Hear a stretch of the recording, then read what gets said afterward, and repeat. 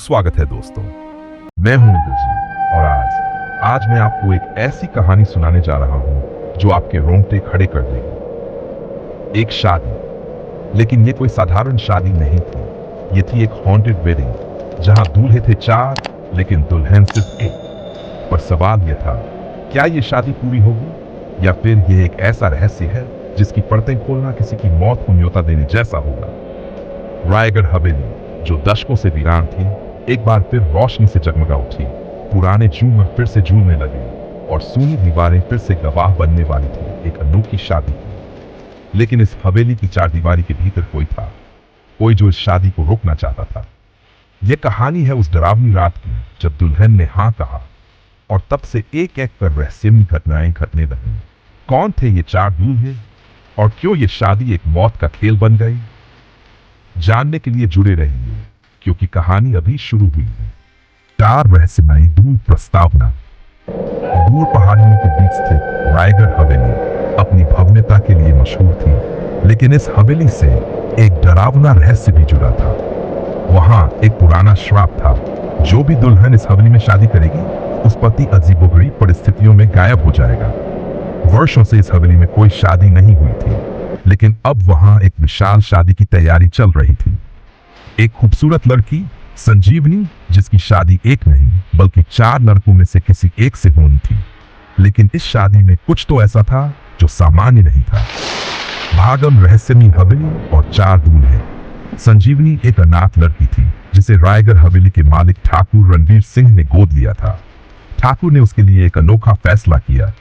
संजीवनी के लिए 4 योग्य वर चुने गए और उनमें से एक को शादी के लिए चुना जाना था। 4 लड़के थे। मन आदित्य शांत, गंभीर और रहस्यमयी। डा विवेक मजाकिया लेकिन थोड़ा लापरवाह। कुणाल समझदार और परिपक्व। निखिल कलाकार, कवि और भावुक। संजीवनी इन 4 में से किसे चुनेगी, ये एक बड़ा सवाल था। लेकिन असली सवाल यह था कि क्या यह शादी सुरक्षित थी। भाग हवेली का अतीत और डरावनी घटनाएं। शादी की रस्में शुरू हुई, लेकिन हवेली में अजीब घटनाएं घटने लगी। आधी रात को किसी लड़की के चीखने की आवाजें आने लगी। दूल्हों के कमरे में कोई परछाई दिखने लगी। एक पुरानी तस्वीर मिली जिसमें 4 लड़कों की शक्लें धुंधली थीं, लेकिन संजीवनी की शक्ल साफ थी। संजीवनी को यह सब देखकर डर लगने लगा। उसने ठाकुर रणवीर सिंह से सवाल किए, लेकिन उन्होंने कुछ नहीं बताया। तब पुरानी नौकरानी कमला ने उसे हवेली का भयानक सच बताया।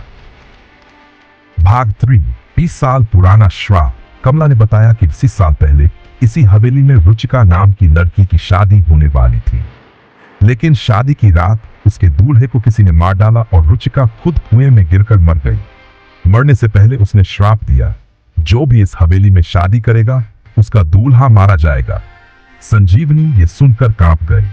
उसे समझ में आया कि हवेली में जो कुछ हो रहा है वह किसी आत्मा की वजह से था। भाग 4, दूल्हों की रहस्यमयी मौतें। शादी के दिन से एक रात पहले एक बड़ा हादसा हुआ। निखिल अचानक गायब हो गया। उसकी तलाश शुरू हुई, लेकिन उसका कोई सुराग नहीं मिला। फिर अगले दिन सुबह कुएं के पास उसका शव मिला। उसके शरीर पर चोट के निशान थे, जैसे किसी ने उसे खींचकर मार डाला हो। शादी टल गई, लेकिन ठाकुर ने इसे महज एक हादसा कहकर नजरअंदाज कर दिया। अगली रात विवेक अपने कमरे में सो रहा था कि अचानक उसकी चीख सुनाई दी। जब सब लोग दौड़कर उसके कमरे में पहुंचे तो वहां सिर्फ खून के निशान थे, लेकिन विवेक गायब था। अब आदित्य और कुणाल ही बचे थे, लेकिन वे भी डरे हुए थे। आत्मा का सामना। संजीवनी ने आदित्य और कुणाल के साथ मिलकर हवेली की तहकीकात करने का फैसला किया।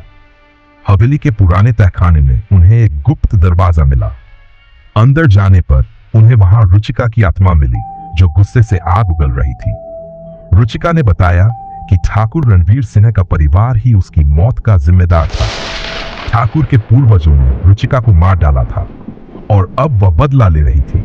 संजीवनी ने रुचिका से विनती की कि वह यह सब बंद कर दे, लेकिन रुचिका बोली, जब तक ठाकुर के परिवार का कोई सदस्य नहीं मरेगा मैं शांत नहीं होंगी। भाग 30, आखिरी बलिदान और रहस्योद्घाटन। संजीवनी को पता चला कि आदित्य असल में ठाकुर रणवीर सिंह का ही बेटा था, जिसे उसने बचपन में ही अनाथालय में छोड़ दिया था। रुचिका की आत्मा ने आदित्य को मारने की कोशिश की, लेकिन तभी ठाकुर रणवीर सिंह वहां आ गए और कहा, अगर मेरा मरना इस श्राप को खत्म कर सकता है तो मुझे मार दो। रुचिका की आत्मा ने ठाकुर को अपनी शक्ति से हवा में उठा लिया और देखते ही देखते उसकी मौत हो गई। जैसे ही ठाकुर की आत्मा ने शरीर छोड़ा, रुचिका शांत हो गई। हवेली की सारी अजीब घटनाएं थम गई और श्राप खत्म हो गया। अंत, शादी और नई शुरुआत। संजीवनी ने अंततः कुणाल से शादी कर ली। आदित्य ने हवेली छोड़ दी और बाहर जाकर एक नई जिंदगी शुरू की। रायगढ़ हवेली अब एक नई शुरुआत के लिए तैयार थी, लेकिन अब भी लोग वहां जाने से डरते थे, क्योंकि कुछ लोगों का मानना था कि रुचिका की आत्मा पूरी तरह मुक्त नहीं हुई थी। क्या तुम उस हवेली में शादी करना चाहोगे? तो दोस्तों, ये थी आज की कहानी, हॉन्टेड वेडिंग 4 रहस्यमयी दूल्हे। क्या आपको ये कहानी पसंद आई? क्या आप जानना चाहते हैं कि आगे क्या हुआ? अगर हाँ, तो मुझे कमेंट में बताइए और अगले एपिसोड का इंतजार कीजिए। अगर आपको ये कहानी रोमांचक लगी तो इसे लाइक करें, शेयर करें और चैनल को सब्सक्राइब करना न भूलें। अगले एपिसोड में एक और खौफनाक कहानी के साथ मिलते हैं। तब तक के लिए बाय और टेक केयर, लेकिन सावधान रहें क्योंकि अंधेरे में कोई आपका इंतजार कर रहा हो सकता है।